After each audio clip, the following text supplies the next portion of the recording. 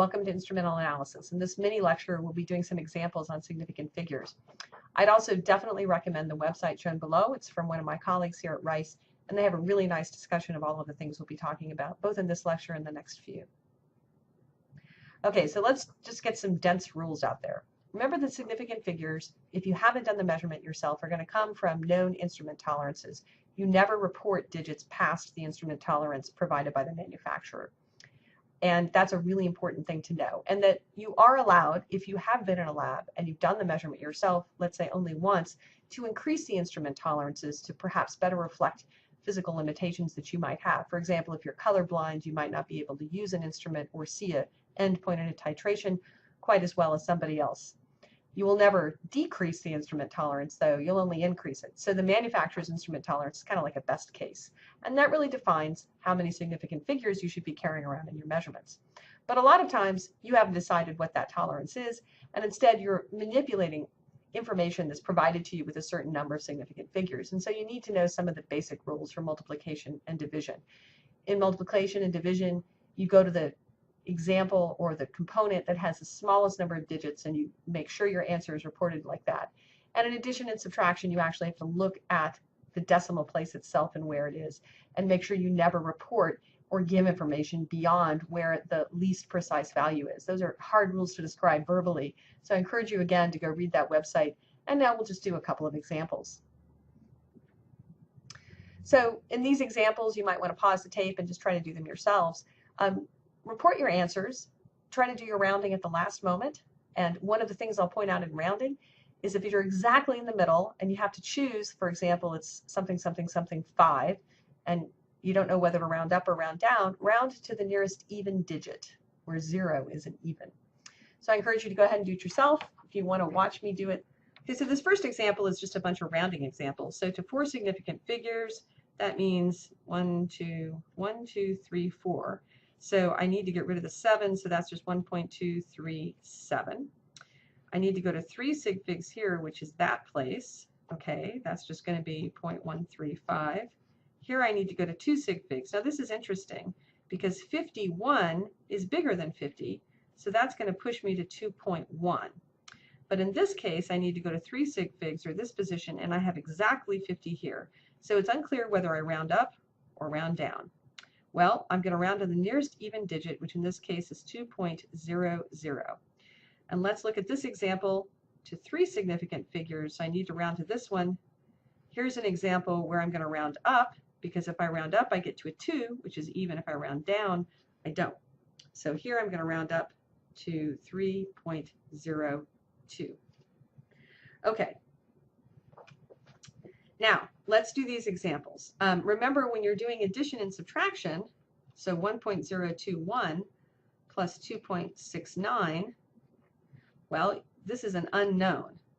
So what you're going to do is just write it this way. And this is, in fact, the correct number of significant figures. The same with 12.3 minus 1.63. You don't really know this, so your best bet is to go ahead and just subtract directly. And what you're going to get is 10.7. In this example, when you do multiplication and division, you know that you have to have only 2 significant figures left at the end of the day.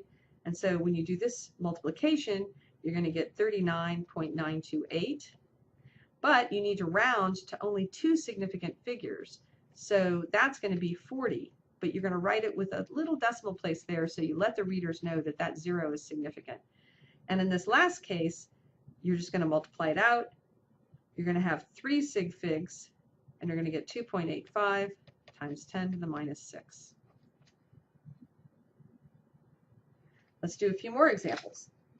This is a really common one, because when you look up atomic weights, you're going to find that some atomic weights are much better to find than others. And this is a great case where, when you're trying to find the net molecular weight, just worry about the krypton. So krypton is 83.90. Fluorine, you really only need to know to this decimal place. So if you take all of this, that's going to round up to the next one. That's going to round up. This is going to just be 19.00 times 2. And when you multiply that out, you're going to get 121.9 grams per mole. And that's, in fact, the right way to convey it. Now, in this next example, this is a really good example because it's actually wrong.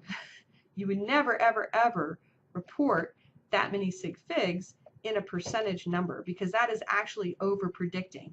When you predict and you give uncertainty in a plus minus, you want at most 1 or 2 significant figures, because when you're using the convention of plus minus, we're going to talk a lot more about this in future lectures, that's actually telling the reader way better than any significant figure ever could exactly what your uncertainty is.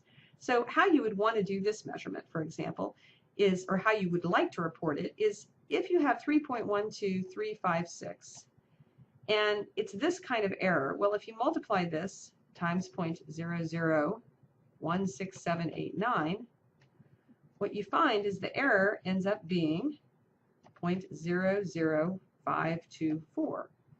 And that means that this number is over-reported, because if your error is to the 3rd decimal place here, you have no business telling me what these 2 decimal places are. So the right way to do this is to say 3.124, again rounding, plus or minus 0.005. That's a way better way of doing it. Now, you could maybe carry the 2. That's kind of up to you. And that's one of the limitations of using significant figures as a way of conveying error, because there's actually some wiggle room for how you do it. But like I said, never report your error past 1 or 2 sig figs. So this or this is an acceptable way of writing what's called the absolute error. Now, if you go to the next case and you want to go back, really this is the right way to have reported it. I would probably have just done this. Notice I rounded the percentage up because I only wanted these 2 digits, but 789 would lead it to the top.